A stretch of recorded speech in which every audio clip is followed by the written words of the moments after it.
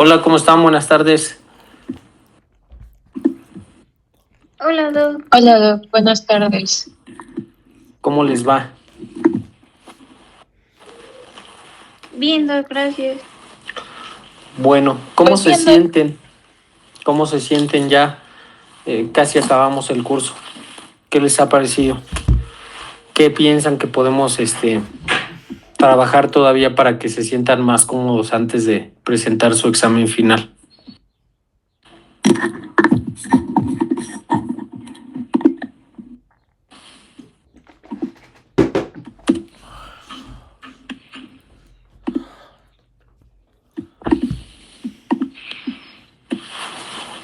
¿Todo bien? Bueno, vamos a empezar. Hoy vamos a ver un tema que es muy breve en su temario, realmente muy cortito. No por eso deja de ser importante, obviamente tiene sus implicaciones, pero el enfoque pues de este temario es más un enfoque práctico de terapéutica, como dice el nombre, ¿no? Entonces vamos a platicar hoy de los antihelmínticos, aprovechando que ayer vimos diarreas. ¿Para qué va? ¿Llevan infecto o están rotando por infecto o todavía no? ¿No? No, Doc, todavía no. Bueno, no pasa nada, pues siempre hay algo que se puede hacer. A ver, miren, cuando hablamos de parásitos, hay algo que ustedes tienen que tener muy, muy presente. Debido al ciclo vital de los parásitos, hay muy pocas razones o muy pocas probabilidades de que ustedes se enfermen por alguno. Pero si llegaran a hacerlo, eso tiene, eso denota, digamos, una explicación importante. Número uno, que lo que sea que hayan comido estaba verdaderamente sucio. Sucio, sucio, sucio. Y aquí tienen que entender que el ciclo vital de los parásitos depende prácticamente, en la mayoría de los casos, de la popó, ¿vale? O sea, esto quiere decir que para que una lombriz, por ejemplo, un gusano, se replique, va a requerir del sistema digestivo de otro mamífero, como lo puede ser, pues, por ejemplo, el ser humano, el cerdo, ¿va? Entonces, esencialmente comieron popó, ¿va? Número dos, que su sistema de defensa está muy bajo. Y este principio aplica también para los hongos. Y, pues, número tres, de que si su sistema no es bajo, la cantidad de inóculo que consumieron fue muy elevada, ¿vale? Muy, muy elevada. Realmente en países como el nuestro, no somos un país del primer mundo, pero tampoco somos un país del tercero, ¿no? Lo llaman país en vías de desarrollo. Esto lo que quiere decir es, no somos lo mejor, pero todavía no estamos en lo peor, ¿va? Entonces, ¿qué me importa que ustedes conozcan de los antihelmínticos? Pues que su enfoque es esencialmente erradicar al parásito y que muchas veces esta erradicación se logra también afectando el ciclo vital. Fíjense que la FDA tiene muy bonitos esquemas del ciclo vital de los parásitos, eso lo pueden revisar. Son, la CDC, no la FDA, la CDC. Y si tú le pones, no sé, en tu ameba histolítica CDC, te va a salir un esquema muy bonito de cómo se replican o se reproducen estos parásitos a partir de infectar a un hospedero, ¿vale? Eso se los dejo, pues si en algún momento les toca hacer alguna presentación o alguna clase, incluso para estudiar les puede ayudar mucho, ¿va? Entonces, ¿qué te interesa a ti cuando das un tratamiento para infecciones parasitarias? Realmente depende del tipo de medicamento que estás usando. Vamos a empezar entonces con un primer grupo que se llama antihelmínticos, ¿vale? Y dentro de los antihelmínticos encontramos a los más famosos, por ejemplo, albendazol, por ejemplo, mebendazol, por ejemplo, niclosamida o incluso algo que se llama praziquantel, ¿vale? Muy importantes. Entonces, ustedes ya saben, seguramente, porque creo que ya llevaron ecología humana o microbiología, que los parásitos, al menos cuando hablamos de los helmintos, se clasifican, ¿verdad? Entre lo que conocen como gusanos redondos. Los gusanos redondos también se conocen como nemátodos. Y esas son las que han visto lombrices de tierra, pues así, ¿no? Pero grandotas y más feas.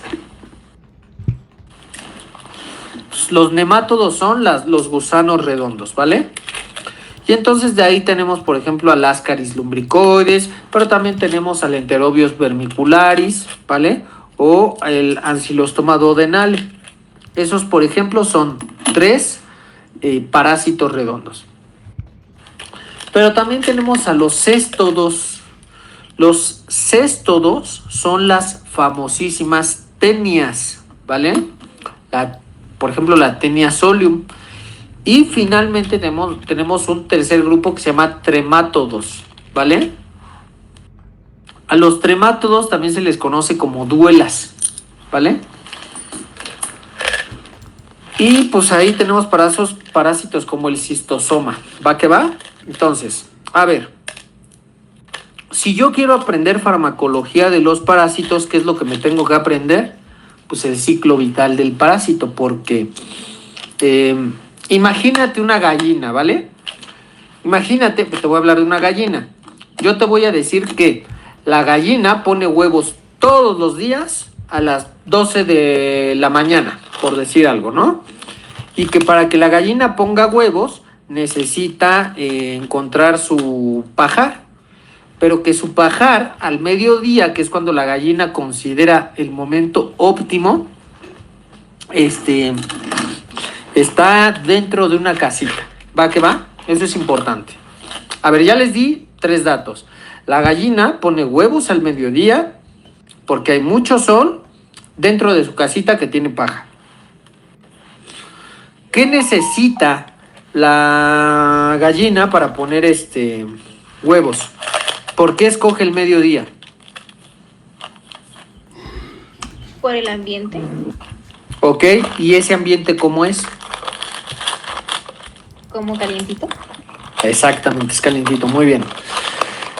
Dime entonces cómo le harías para que esta gallina dejara de poner huevos.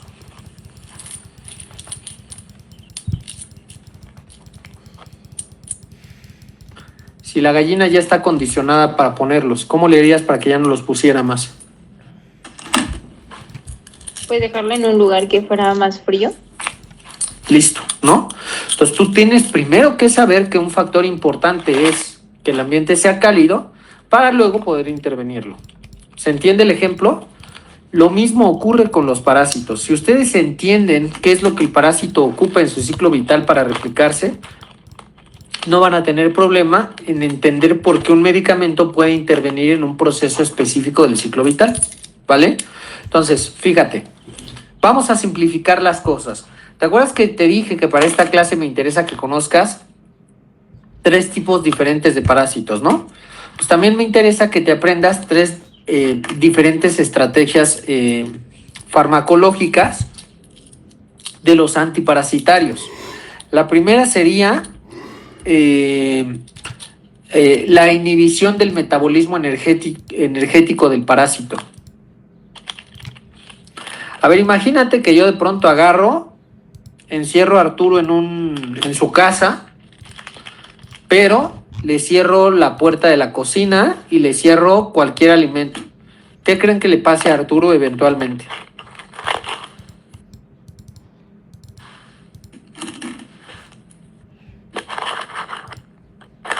Si le quito cualquier fuente de alimento, aunque esté dentro de su casa.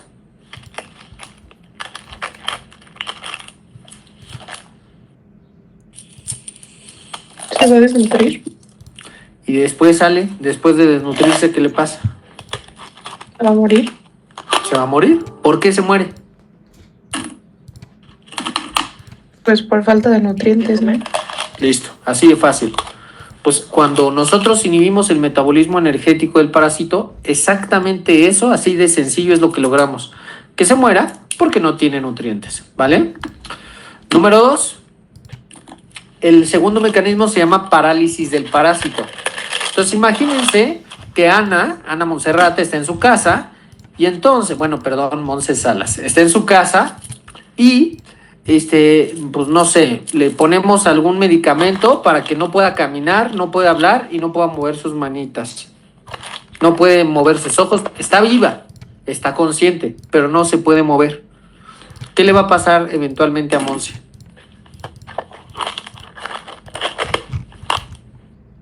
Pues igual me voy a morir, ¿no? ¿Por qué te morirías? Pues porque no ves, ¿Y qué más? porque no te puedes mover. No me puedo Ay, mover. luego, y si no te puedes mover, ¿qué pasa?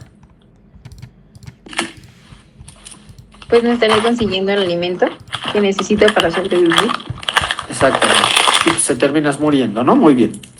Y el último mecanismo se llama alteración de las membranas. Y esto, pues es muy lógico porque esencialmente tiene que ver con romper la integridad del parásito, ¿no? O sea, es un ataque más directo. Es muy parecido, si se acuerdan, a lo que hacíamos con los inhibidores de la síntesis de pared celular. ¿Se acuerdan de los antibióticos? Llegas y revientas directamente a la bacteria y entonces no hay manera en que la bacteria pueda sobrevivir. Pues hay un mecanismo antiparasitario que consiste en lo mismo. ¿Hasta ahí vamos bien? Órale. Bueno, pues entonces, ¿cuál es el objetivo terapéutico de este tipo de medicamentos? Bien fácil, inmovilizar al parásito. Pero a ver, díganme, ¿por qué les interesa a nivel intestinal inmovilizar una lombriz, por ejemplo? ¿Cuál es la razón de inmovilizarla? Diseminación. ¿Diseminación? ¿Sí dijiste diseminación o inseminación? No, diseminación, doc. O sea, tú la paralizas para que se disemine, ¿eso es lo que me estás diciendo, Richie? Exacto, para que ya no se reproduzca. O para que ya no se mueva hacia otro lado, ¿no? Ok. ¿Y es bueno que tú tengas adentro una lombriz? Pues Porque, supongo ok, que ya no. lograste paralizarla. Pero ¿y luego? Pues, no sé. Medicamentos, ¿no? Ok, fíjate bien. Tú la paralizas no solo para que no pueda comer, como ya me lo dijeron, la paralizas para que puedas expulsarla. ¿Qué habíamos dicho que hacía el intestino? ¿Alguien se acuerda? ¿Qué hace el intestino? Siempre estaba ¿qué? Moviéndose. ¿Está parado? Es para que el intestino la pueda movilizar y expulsar sin que se Muy bien, estimule Ale. el escape. Exactamente. O sea, tú no solo quieres que el parásito quede paralizado. Tú lo que quieres es aprovechar la motilidad intestinal para que el parásito no pueda defenderse y por eso lo puedas expulsar. Tengan en cuenta algo, los parásitos no tienen manos, no tienen bracitos, pero ¿qué creen que sí tienen? Boca. Y muerden. Y justo es lo que hacen, literal se agarran, no todos, algunos de ellos se agarran a la pared intestinal. Si imagínate qué asco dentro de tu intestino y lo tienes pegado. Por definición, ¿se acuerdan que la otra vez vimos lo que era un parásito? ¿Qué era un parásito? Cuando vimos la clase de embarazo, ¿se acuerdan? Qué feo suena, ¿verdad? Pero ahí lo vimos. ¿Cómo definimos a un parásito? Alguien como que se alimenta a través de ti o por ti. Exacto, es un ente que vive a expensas de otro. Pues tal cual, el parásito no es que literal se vaya a comer la manzanita que llega a tu intestino, no es así. Toma los nutrientes de tus tejidos, ¿no? O sea, literal está ahí como vampirito chupándote la sangre y obviamente, pues, a ver, por pura lógica, si tú tienes un parásito en el largo plazo, ¿qué signo clínico puedes desarrollar? Ya lo vimos.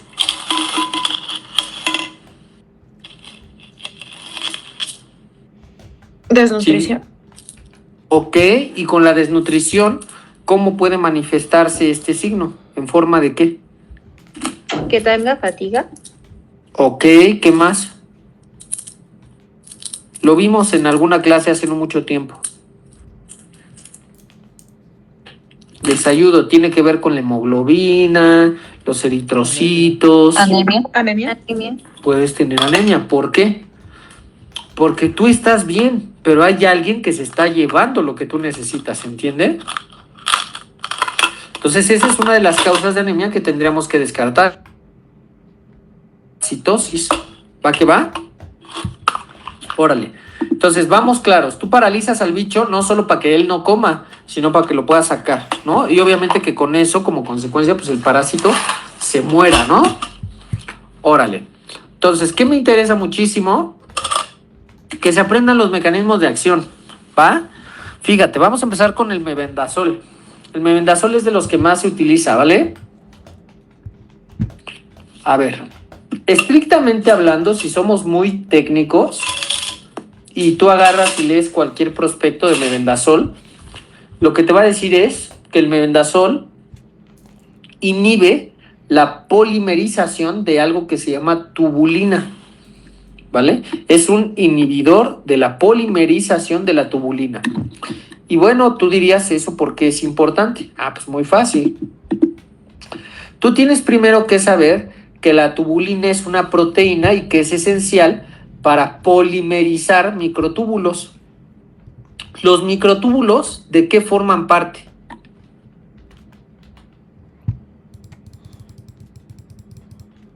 ¿De qué forman parte del citoesqueleto? ¿Y el citoesqueleto qué hace? Pues te da como estructura, soporte. Exacto. Entonces fíjate bien, ¿eh? Cuando tú inhibes la polimerización de la tubulina, lo que le provocas al parásito es que disminuya su captación de glucosa. Y si no capta glucosa, no va a producir ¿qué? ¿Qué se produce como consecuencia del metabolismo de la glucosa, muchachos? Energía, ATP. Exactamente. Y entonces, por consecuencia, si ese parásito no tiene ATP, ¿qué le estás quitando? Energía. Pues su energía. Entonces, ¿qué le estás provocando? De los mecanismos que yo les di, ¿qué le estarías provocando aquí? ¿Qué le estás inhibiendo? El metabolismo energético. El metabolismo energético. ¿Se entiende? Entonces, literalmente lo que estás haciendo es matarlo de hambre, ¿no? ¿Cierto? Ahora, fíjate que este tipo de medicamentos pues va a tener efectos adversos relativamente frecuentes, pero tampoco son así como que te mueras, ¿no? Por ejemplo, te puede dar una diarrea, te puede dar dolorcito abdominal, un coliquito, pero la nobleza o lo bueno que tienen es que no necesitan esquemas repetitivos. Muchas veces son solo un esquema doble o hasta un único esquema, es decir, dosis única. ¿vale? Aunque lo recomendable es que sí lo repitas, muchas veces son de dosis única. Hay otro medicamento que se llama albendazol, seguramente se acuerdan, ¿no? ¿Y qué crees? El albendazol, mebendazol son muy parecidos.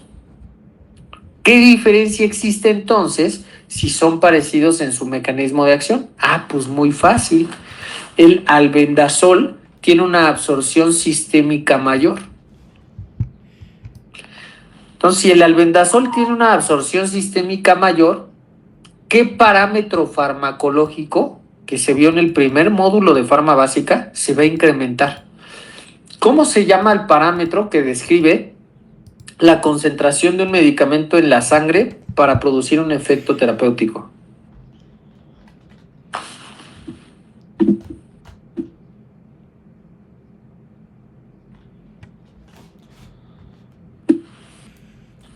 Concentración de un medicamento en la sangre para producir un efecto terapéutico. Era la mínima efectiva, ¿no? La concentración mínima efectiva, ¿no? No. ¿Eso es terapéutico? ¿Cómo se llamará?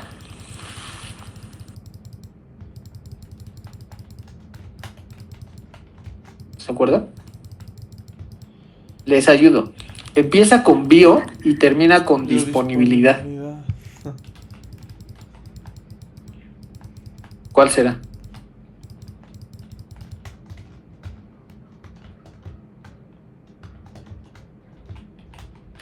Concentración de un fármaco en la sangre disponible para ejercer un efecto terapéutico es la biodisponibilidad, ¿vale? Entonces, la diferencia entre el mebendazol y el albendazol, pues es que el albendazol tiene una mayor biodisponibilidad, porque se absorbe más, ¿vale? Por lo tanto, ¿cuál será más potente? A ver, si yo les pregunto, como médico, fíjate, ahí te va una pregunta del examen, ¿eh? Bueno, no que vaya a venir en el examen, pero que podría venir.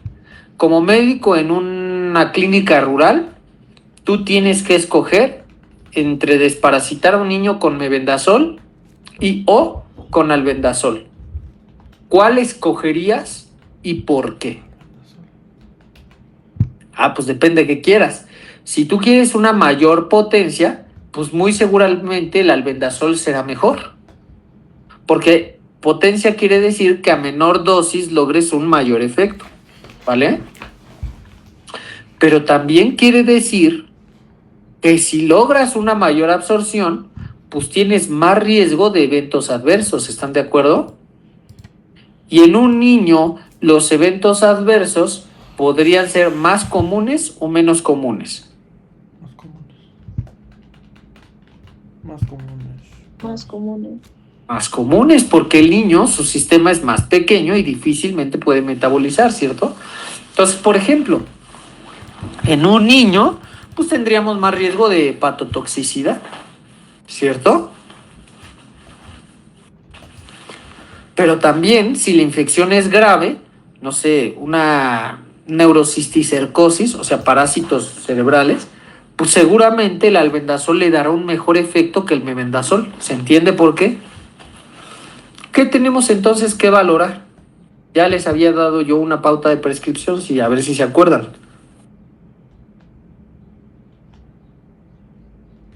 ¿Cómo se le llama? Costo-beneficio, ¿cierto? Costo no quiere decir dinero, quiere decir a qué costo tú vas a administrar este medicamento, qué implicaciones va a tener en los pacientes, ¿vale? Bueno, ¿tienen dudas de los azoles? Ok, ojo, los azoles, mebendazol, albendazol, tienen metabolismo hepático y por consecuencia está contraindicado tomar alcohol. Contraindicadísimo tomar alcohol cuando estás en tratamiento con azoles. No se debe de tomar porque hay riesgo de hepatotoxicidad y suele ser grave, ¿vale? Estos medicamentos son uno de los cuales, pues bueno, es responsable de que todos creamos que cuando tomas antibiótico no debes de tomar. Ojo, dije antibiótico, ¿eh? Primero, estos no son antibióticos, ¿estamos de acuerdo? Son antiparasitarios. Pero número 2, sí atacan infecciones. Entonces, sí es cierto que algunos antibióticos, no todos, en este caso estamos hablando de antiparasitarios, están contraindicados debido a su metabolismo hepático, ¿vale? ¿Qué tipo de metabolismo tienen de fase 1? ¿Alguien recuerda qué significa que el metabolismo sea de fase 1? ¿O alguien no se acuerda? Es bien fácil. ¿Qué implicaciones tiene que hablemos de metabolismo de fase 1?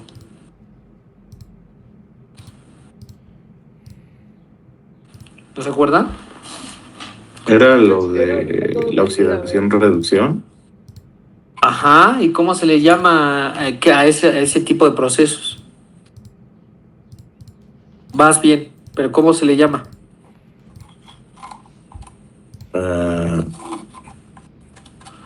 O sea, ¿cómo se le llama? No sé. Hidrólisis. No. Ese es un ejemplo de la forma en cómo se le llama al tipo de metabolismo de fase ¿podría ser 1. podría ser como biotransformaciones? No. ¿No?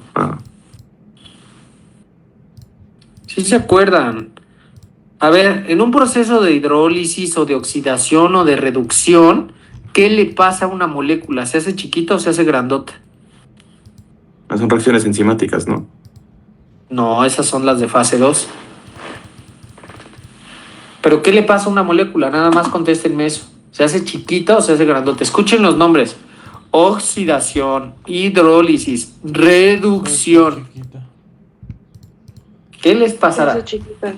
Ah, gracias. Entonces se les llama de degradación o de conjugación. ¿Cuál suena más adecuado? De degradación. Gracias. Entonces tienen metabolismo por degradación, que es el metabolismo de fase 1, que depende del citocromo P450. ¿Vale? ¿Estamos de acuerdo? Sí. Entonces, por eso no debes de consumir alcoholito mientras te están desparasitando, porque te puedes morir. Bueno, no morir, pero te puede dar un daño hepático y en algunos casos muy específicos, ahí sí te puedes morir. Entonces, no tomen cuando estés desparasitándose. Por cierto, ¿cada cuánto es recomendable desparasitarse? Cada 6 meses. ¿Por qué?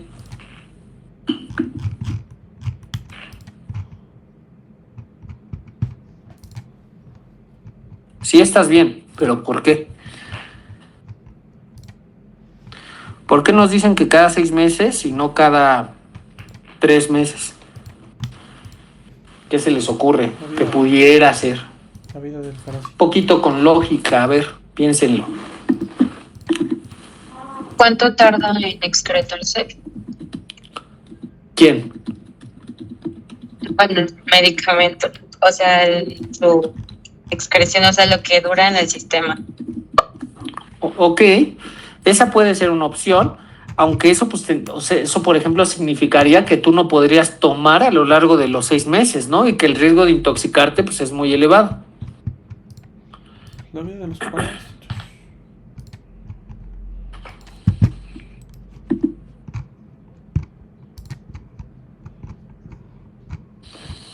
Si no fuera esa la razón, ¿qué otra razón podría ser? ¿Cómo en cuánto tarda en generar la infección el parásito? Ok, tiene más que ver, no es tanto cuánto tarda en generar la infección, pero sí tiene que ver con el ciclo de vida del parásito, ¿vale? Tú lo que quieres es intervenir los periodos de contagio. Aquí hay algo importante. En casa, bueno, salvo que vivan solos, las familias deben o es recomendable que se desparasiten juntas, ¿vale? Porque de esta manera tú puedes ayudar a eliminar la propagación de la enfermedad cuando se tiene una alta exposición, ¿vale? Porque a lo mejor tú no tienes el parásito, pero tu hermana o tu mamá sí la tienen. Y no se fueron y agarraron tu manzanita, le hicieron, la limpiaron, pero ya no se la comieron y luego tú vas y te la comes, ¿no? Pues ahí si hubo flush de la saliva o incluso fueron al baño y no se lavaron las manos, pues eso puede llevar a infectarte, ¿no? ¿Han comido en taquerías de la calle, en puestos callejeros de tacos? ¿O no? ¿O eso no es tan de chicos linces de West Hill? Justo. ¿Quién no ha comido en un puesto callejero? Es pregunta seria, ¿eh? No juzgamos, aquí nada más escuchamos. Bueno, entonces todos han comido. Ay, Imagínense que ustedes son el taquero de ese puesto de tacos, ¿no? Que son puestos de calle. Yo no les dije un restaurante. Díganme dónde ese taquero se lava las manos cada que va al baño, por ejemplo. O cada que se suena los mocos, no sé. O cada que estornuda. Pero qué buenos están los tacos, ¿no? Por eso se debe uno desparasitar cada 6 meses, porque estamos en un país cuyas medidas de higiene no son tan estrictas. Y seamos honestos, es mucho más fácil desparasitarse cada 6 meses que dejar de ir a los tacos de Doña Cochambres que están tan ricos, ¿cierto? Ya saben cuál es el ingrediente secreto del taquero para que sus tacos sepan tan bien, ¿vale? Entonces, ese son el tipo de cosas que no solemos pensar porque están tan arraigadas en nuestra cultura, pero que no por eso no dejan de ser importantes, ¿vale? Aguas. ¿Va que va? Entonces, realmente lo que queremos es romper el ciclo vital y el ciclo de propagación, ¿vale? Es decir, que todos nos estemos infectando constantemente. Ok, vamos entonces a ver otro tipo de medicamentos como por ejemplo la niclosamida, ¿vale? Fíjate, la niclosamida es un inhibidor de la fosforilación oxidativa de los parásitos. Y cuando tú inhibes la fosforilación oxidativa, esencialmente lo que estás impidiendo es la producción de ATP. Por lo tanto, induces la muerte del parásito, ¿de acuerdo? Ojo, algo de la niclosamida que es súper importante es que solo tiene efecto local. ¿Dónde va a estar el parásito? Pues a nivel intestinal. Pues por consecuencia, la niclosamida solo tiene efecto local. O sea, no tiene efecto sistémico. Es de efecto local. Importante lo que les estoy diciendo, muchachos. ¿Sale? ¿Estamos de acuerdo? Doc, tengo una duda. No Sí. se absorbe. La niclosamida no se absorbe, recuérdenlo. Vamos a ver ahora otro medicamento que se llama praziquantel. Praziquantel se escribe con Z y con Q. Praziquantel, ¿vale? Con Z y con Q. Entonces, el praziquantel lo que hace es incrementar la permeabilidad al calcio. En el músculo, muchachos, ¿alguien puede decirme para qué sirve el calcio? movimiento. Contracción. ¿Qué hace el calcio?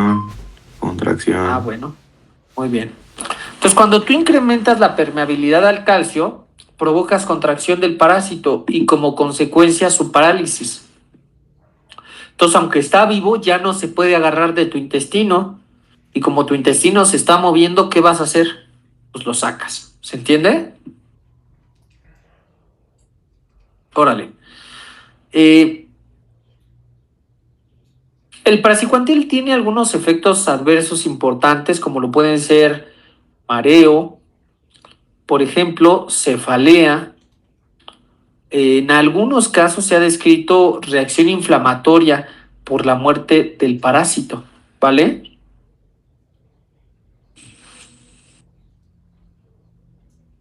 Entonces, a ver, les acabo de hablar de 4 antiparasitarios, ¿vale? Vámonos a recapitular una cosa.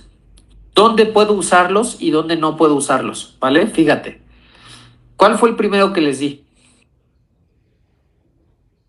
Mebendazol. Ok. El mebendazol es bueno para los nemátodos intestinales, por ejemplo.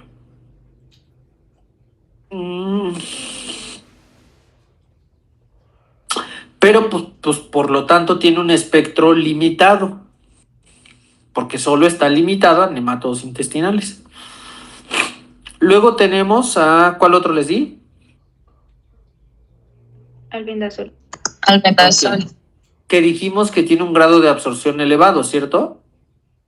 Por lo tanto, pues sirve tanto para efecto local, o sea, intestinal, como para efecto neurológico. Por ejemplo, una neurocisticercosis. Esto quiere decir, es de efecto amplio, de espectro amplio, ¿vale? ¿Vamos bien hasta ahí? Luego, ¿cuál les di?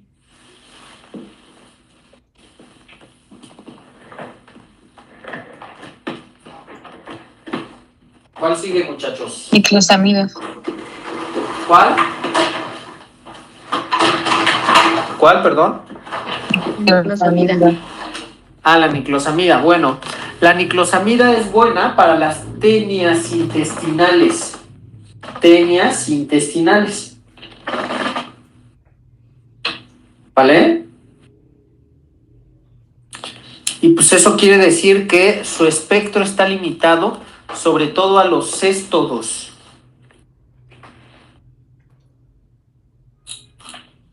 ¿Para qué va? Céstodos.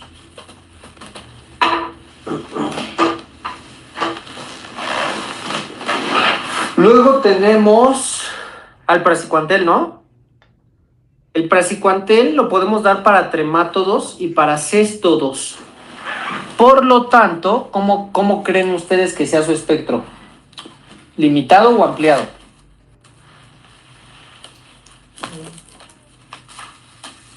¿Suena a poquito o suena mucho? Tremátodos y céstodos. Amplio. Muy bien, es de espectro amplio. Perfecto.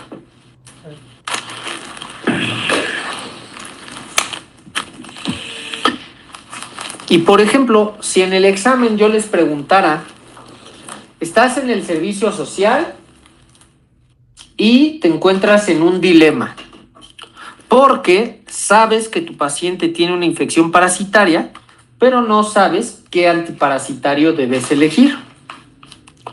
La pregunta es, ¿qué criterios definen la elección del antiparasitario? ¿Qué me contestarían ustedes? ¿De qué depende, ojo, de qué depende qué tipo de antiparasitario eliges? Esa es la pregunta específica.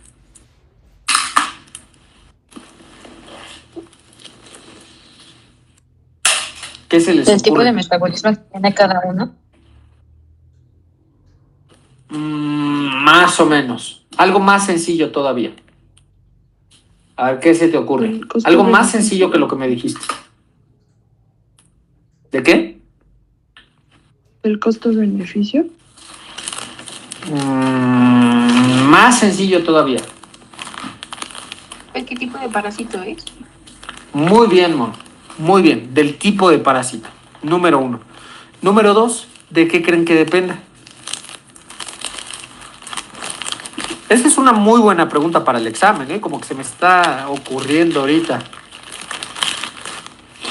¿De qué más puede depender? ¿Todos los antiparasitarios son de efecto local? ¿Sí o no? Pues entonces, ¿de qué depende qué tipo de antiparasitario escojas? De su efecto. De la localización de la infección. No es igual que la infección del parásito sea cerebral a que sea intestinal, ¿se entiende? Entonces, número 1, del tipo de parásito. Número 2, de la localización. Y número 3, ¿ustedes le darían antiparasitario a un paciente, por ejemplo, albendazol a un paciente que tenga falla hepática? ¿Por qué no? El metabolismo es hepático.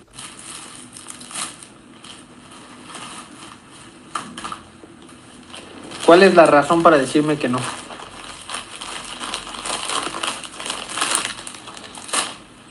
Pues porque son hepatotóxicos, ¿no? ¿Y eso qué? Pues Si tiene falla hepática, pues de plano se lo va a echar, ¿no? No. Ah, pues entonces, número 3, por el estado clínico del paciente. ¿Se entiende?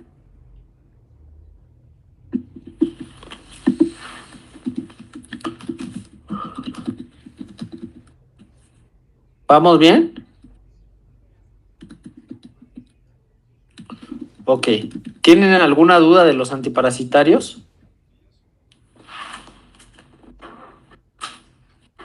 Todos esos que dijo pertenecen a una sola familia, ¿verdad? Bueno, pertenecen a un grupo que son los antihelmínticos, ¿no?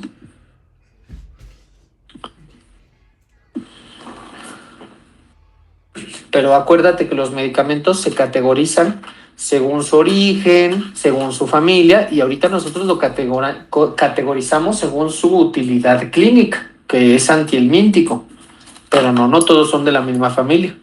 ¿De acuerdo? ¿Sí estamos de acuerdo? Sí. Eso, mero. Bueno. Ok, ¿alguna duda?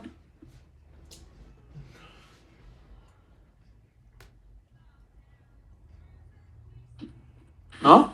Ok, entonces, hoy es un poco diferente porque hoy no les voy a dejar una actividad de caso clínico. Hoy vamos a crear un algoritmo, déjenme si los anoto.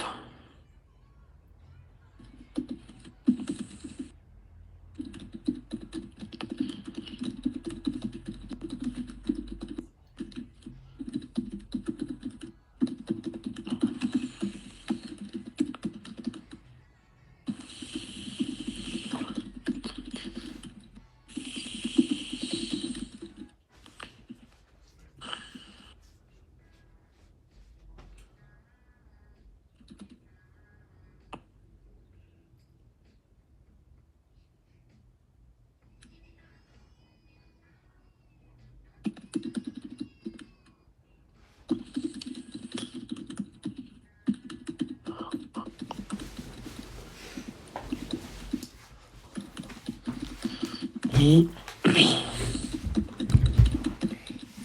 listo. A ver, entonces les explico. La idea de la actividad es crear un algoritmo. Un algoritmo es una estrategia, ¿de acuerdo? Es una estrategia terapéutica. Entonces, ¿qué me interesa? A mí lo que me interesa es que ustedes integren un razonamiento clínico basado en lo que acabamos de ver, pero asignándoles diferentes parásitos a cada equipo. Primero ayúdenme, como ayer, a crear 4 equipos. Por favor. Y con base a ello ya les mando lo demás.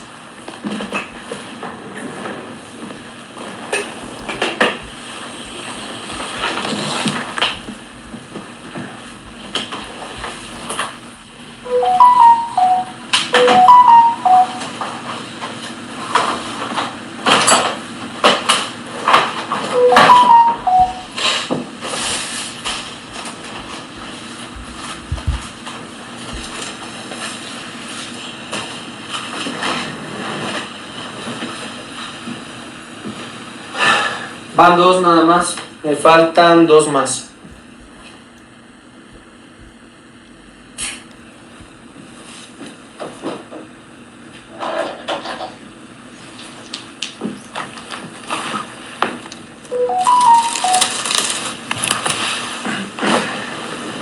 Tres. Falta el último, muchachos. Listo, ya. Así en el orden que están. El equipo de Lalo, equipo 1, Vivian, equipo 2, Citlali, equipo 3 y Monse González, equipo 4. ¿De acuerdo? A ver. Primero les asigno su parásito. Ahí está. ¿Vale? Luego les pongo la instrucción.